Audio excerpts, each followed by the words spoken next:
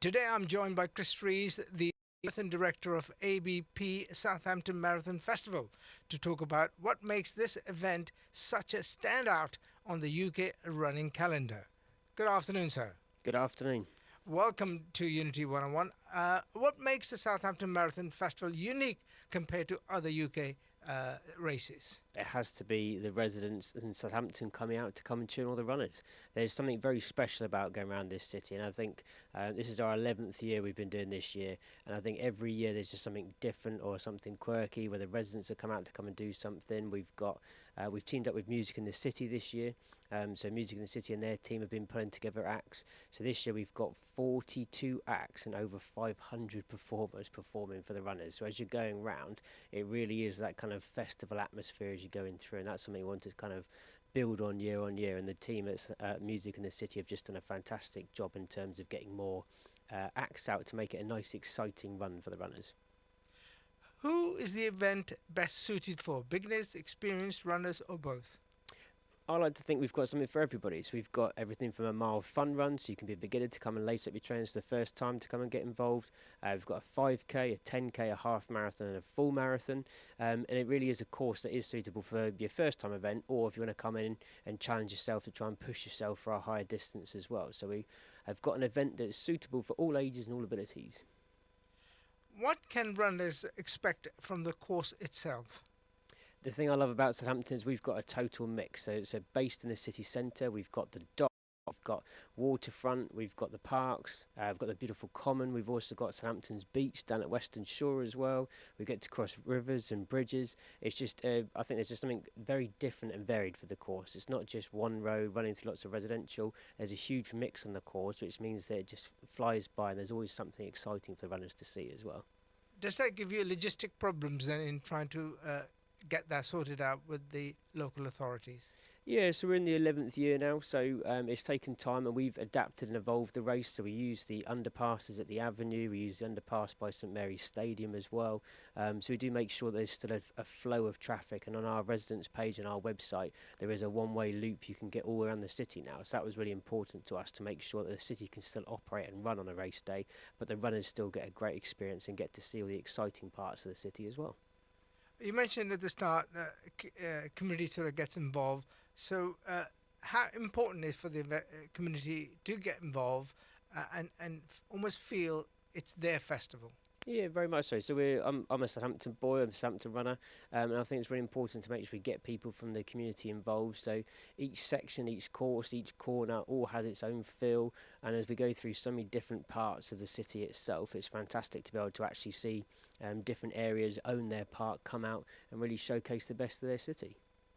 What do you hear stories as a marathon director and talk to people, the reasons why they're running?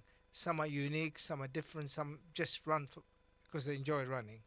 Yeah, I'm very lucky. My job role on the event day is I get to be the lead car, so I get to go out to go and experience the run as much as a runner could experience it as you go through, but I'm obviously sat in a nice comfortable car driving around. But also when I get to the end of the course and park up the car, I'd like to go to the finish line to go and see everyone as they cross the finish line, and you see the whole range of emotions from people who are excited from getting PBs. You've got people emotional because you know that they've done it for certain reasons, for charity, and also just when people have been pushing themselves. So I love being at the finish line, and you get to hear those first-hand experiences. And over 11 years we've had over 100,000 finishers, and we've had everything from proposals to someone getting a tattoo to all sorts of things. So it's been just really exciting to see those stories and to hear them from the runners in person as well.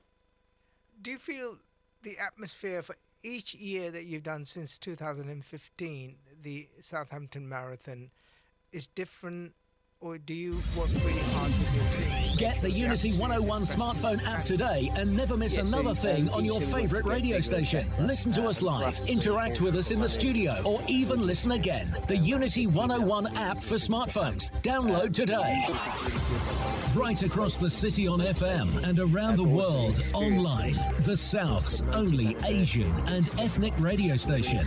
This is Southampton's Unity 101, your community station. From the Sky News Centre at 9, the King and President Trump have held the special relationship despite a rocky few months between the UK and America. Donald Trump said the bond was a friendship unlike any other on Earth. But veering off script, he also suggested Charles agreed that Iran should never be allowed a nuclear weapon.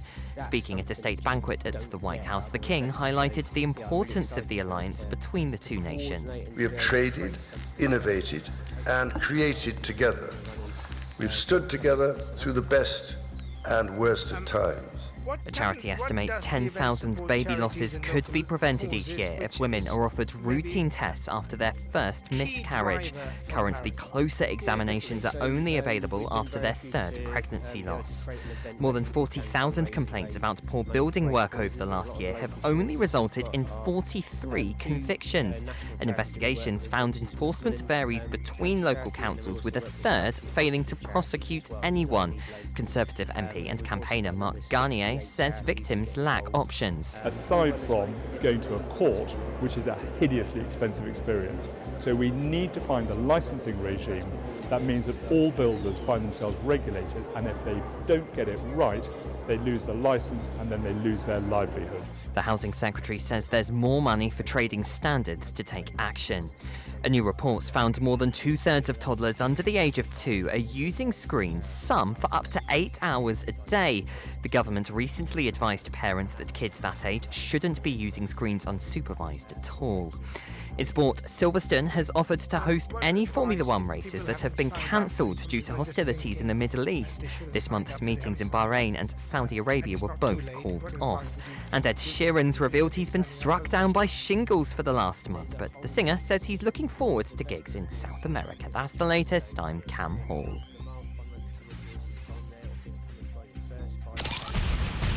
Or even just come and watch this year if you don't want to actually get involved and get running, but to be able to come to that finish line and to watch those runners crossing that finishing line, I mean, it's hard to not get motivated and want to get some trainers and come and join us for next year. So yeah, even if it's too late for this year, come down to this finish line, come and see us in the Guildhall Square on Sunday and just soak up and absorb the atmosphere. And it's just such an electric feeling that you're just going to want to come and be part of it for next year. Okay, so let's talk about Sunday. It's a 2-day event. Yep. So let's talk about the first day, and this is the first time you've done a 2-day event. So talk us about why it's 2 days and what's the difference between the two, and what will happen on the day of the start of the marathon. Yep. So this year we've got 2 days and we've turned it into a Southampton Marathon Festival because we feel like we've got so much more to be able to showcase and celebrate of Southampton to all those who are coming down to the city to come and take part in the event. So Saturday is the Music Move stage. There's a whole load of activities that are free to come and get involved in. We've got Zoe Logic doing a dance activation. We've got runners who are doing bits and pieces and circuit sessions. We've got a hula hoop session you come involved with, and there's music and entertainment in there as well. So traditionally it used to be just a tent and runners used to come pick up their race packs, and we thought this isn't the best way to get the weekend started. Let's have a little bit of a pre-warm up to it all, and for those of you who are not running, you can still come and take part, get involved, move around and get fit and exercising. So that's the Saturday. Then the Sunday, the big day, the main day where all the events are happening, we've got a new start down at Dockgate 8, which is down by the Holiday Inn. That was on the Gavin and Stacey Christmas special a couple of years back, so most people recognise that. So there's a new start down by the docks. All the races are starting at 9 o'clock, so we've got the full, the half, the 10k and the 5k all set off at the same time at that point. The 10k this year we've managed to reroute the course. The 10k also goes through St Mary's Stadium, so previously that used to be just the full and the half, but now the 10k can go through it as well. And then at the end we've got a big after party in the O2 Guildhall on the Sunday evening, which has got loads of local acts. So that'll be a really exciting way to finish. So we just wanted to have more of a festival atmosphere, and when runners have come from all over the country, we've got 37 different countries represented this weekend, we wanted to be able to come down here, see just a taste of what Southampton has to offer, not just from running, but also in terms of music, atmosphere and culture as well. Rob, we've talked about throughout this chat about people getting involved, why they get involved, but most importantly, you want people to come and support people who are taking part in the marathon. That's the local community. What is the message that you want to send? So wherever you are in the city, if you can't make it into the actual finish line area itself, come and just check out our route on the ABP Marathon website. Check out which corner you can come in on. Come and support the runners as they come past you. Come and give them a cheer. And we've got people who come and join our mile making team, so you can come and hand out water or be part of the experience as well. And just come out, cheer on the runners, and just have a good day on your streets. Brilliant.